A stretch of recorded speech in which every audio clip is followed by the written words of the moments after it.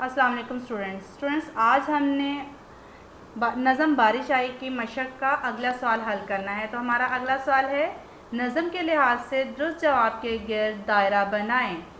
Point number 1 है, बारिश क्या लाती है? कतरे लाती है, हवा लाती है कि पत्ते लाती है?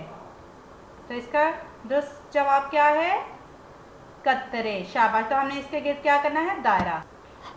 ओके स्टूडेंट, नेक्स्ट पॉइंट है हमारा, बारिश के कतरे कैसे होते हैं? कैसे होते हैं? मोटे, नन्हे, काले। कैसे होते हैं? नन्हे। जी तो स्टूडेंट, इसी तरह हम इसको भी हम दायरा करेंगे। जी तो स्टूडेंट्स, अब हम आगे बढ़ते हैं। जी तो हमारा थर्ड पॉइंट है, बारिश के कतरे कैसे होते हैं? ठंडे होते हैं, गर्म होते हैं कि बहुत गर्म होते हैं? ठंडे होते हैं। तो इसी तरह हम इसको भी अब सर्कल कर देंगे। जी तो स्टूडेंट्स, अब हम इससे आगे वाला सवाल देखते हैं, वो क्या है?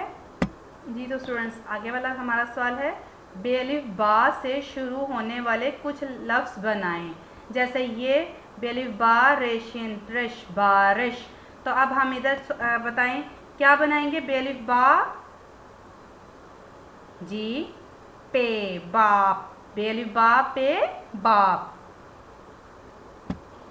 ओके तो स्टूडेंट, बेअलिफ बा, पे, बाप। बेअलिफ बा, गाइन, बाग। बेअलिफ बा, ते, बात। ठीक है स्टूडेंट्स, अब हम आगे वाला सवाल देखते हैं। चलिए अब आगे चलते हैं। जी तो स्टूडेंट्स, हमारा अगला सवाल है, ऐसे लफ्ज़ बनाएं जिनके आखिर में रे बड़िए रे आता है। तो देखें, इधर हम सीन अलिफ सा, रे बड़िए रे, सारे लफ्ज़ बन गया ना। तो हम इधर क्या लिखेंगे? सीन अलिफ सा। जी तो स्टूडेंट, सीन अलिफ सा, रे बड़िए रे, सारे।